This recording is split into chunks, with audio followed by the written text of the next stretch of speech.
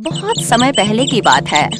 पहाड़ों और घने जंगलों से घिरे देवपुरा नाम के गांव में एक ईमानदार लकड़हारा रहा करता था, धीरू। गांव छोटा था, लोग सीधे सादे थे और हर दिन सुबह सूरज उगते ही खेतों और जंगलों में काम शुरू हो जाता था। धीरू भी रोज अपने कुल्हाड़ी के साथ जंगल की ओर निकल जाता था। कमाई ज्यादा नहीं थी, पर दिल साफ था और यही बात उसे पूरे गांव में अलग बनाती थी। उसके घर में पत्नी मीरा और 2 बच्चे विद्यालय जाते थे, पर स्कूल की फीस और घर का खर्च रोज बढ़ता ही जा रहा था। सुनो, मास्टर जी ने फिर कहा है कि बच्चों की फीस कल तक जमा करनी होगी। मीरा, मैं भी यही सोच रहा हूँ। पगार तो अब भी कम ही है। आज ठाकुर से बात करूंगा। ठाकुर हर बार बहाना करता है, पर कोशिश करना, शायद इस बार मान जाए। घर की हवा चिंता से भर गई। धीरू वहां से बाजार की ओर निकल गया। गांव के पास की लकड़ी मंडी आज भी शोर से भरी थी। बाकी लकड़हारे एक जगह बैठकर अपनी मजबूरी बयान कर रहे थे। भाई, ठाकुर भैरू सिंह तो पूरा खून चूस लेता है। काम दुगुना, पगार आधा। मेरी पिछली बार 2 दिन की छुट्टी लगी थी, आधी पगार काट ली उसने। आज मैं साफ साफ बात करूंगा उससे। ऐसे नहीं चलेगा। सबने सर हिलाया, लेकिन उम्मीद कम ही थी। अगली सुबह जब धीरू लकड़ी लेकर ठाकुर के गोदाम पहुंचा, ठाकुर भैरू सिंह अपनी बड़ी कुर्सी पर बैठा हुआ था। ठाकुर साहब, इस महीने थोड़ा पगार बढ़ा दीजिए।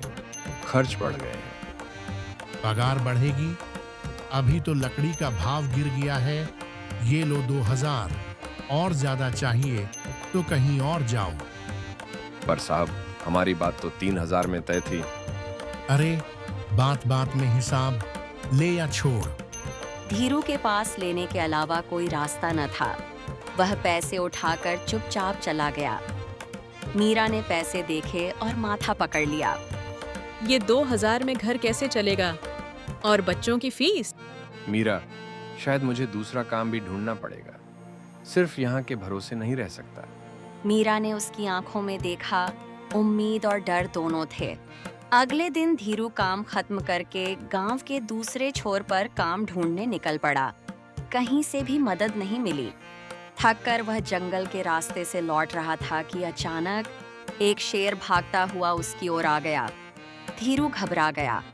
वह तेजी से दाएं बाएं देखने लगा और उसे झाड़ियों के बीच एक पुरानी गुफा दिखी। वह तुरंत अंदर भाग गया। हे भगवान, आज तो जान ही निकल गई थी। ये शेर तो मुझे कच्चा ही खा जाता। गुफा पुरानी थी, लेकिन भीतर आश्चर्यजनक सफाई थी। दीवारों पर लकड़ी की पुरानी नक्काशी बनी हुई थी।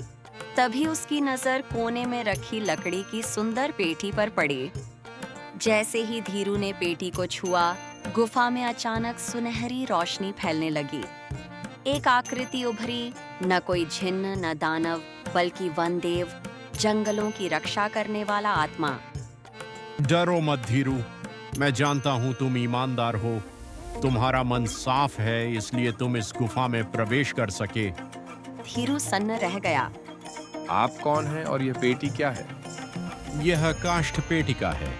जिस पहली लकड़ी को तुम इसमें रखोगे, वही लकड़ी तुम्हें अनगिनत मात्रा में मिलती रहेगी। पर ध्यान रहे, एक बार जो लकड़ी चुन ली, उसके बाद दूसरी नहीं रख सकते। रोशनी धीरे धीरे कम हो गई। गुफा फिर शांत हो गई। धीरू पेटी उठाकर वहां से घर की ओर निकल गया। धीरू घर पहुंचा तो मीरा पहले ही बेचैन थी। इतनी देर से आप कहाँ थे? और ये पेटी कहाँ मिली आपको? धीरू ने पूरी घटना विस्तार से सुनाई। पूरी बात सुनकर मीरा की आंखें फैल गईं। तो कौन सी लकड़ी डालेंगे इस पेटी में? धीरू कुछ देर सोच में डूबा रहा। याद है वो सीरस की महंगी लकड़ी जो मुझे सालों पहले जंगल में मिली थी? मैंने उसे संभाल कर रखा है। उन्होंने वो खास लकड़ी पेटी में रखी। अगले ही पल पेटी में उसी जैसी ढेरों लकड़ियां बाहर निकलीं। दोनों दंग रह गए। अगली सुबह धीरू उन लकड़ियों को लेकर सीधे मंडी पहुंचा। लकड़ी की गुणवत्ता देखकर व्यापारी हैरान रह गए। भाई, ये लकड़ी तो शहरों में भी नहीं दिखती। कहाँ से लाए हो ये? हम सब खरीद लेंगे, जितनी हो उतनी देना। अभी तो सिर्फ इतनी ही है, कल और ज्यादा लेकर आऊंगा। धीरू अच्छे दाम लेकर लौटा और घर खुशियों से भर गया। कुछ ही देर बाद लकड़हारे उसके घर आए। भाई, तू आजकल दूसरी लकड़ी कहाँ से लाता है? ठाकुर पूछ रहा था। तुम सब मेरे साथ काम करना शुरू करो, हम सब मिलकर लकड़ी का अपना कारोबार शुरू करेंगे। अब कोई ठाकुर हम पर हुकूमत नहीं करेगा। सबके चेहरे खिल उठे। धीरे धीरे धीरू की टीम मशहूर हो गई। गांव शहर में वही लकड़ी सबसे ज्यादा बिकने लगी। एक दिन ठाकुर खुद धीरू के पास आया। धीरू, मुझे तुम्हारे साथ काम करना है। मेरे गोदाम में माल नहीं बिक रहा। धीरू ने शांत स्वर में कहा, अब मजदूर नहीं मालिक बनकर रहेंगे हम। लालच का अंत तो तय ही है ठाकुर साहब। ठाकुर चुप होकर लौट गया। इस तरह धीरू को अपनी ईमानदारी और कर्मों का फल मिल गया।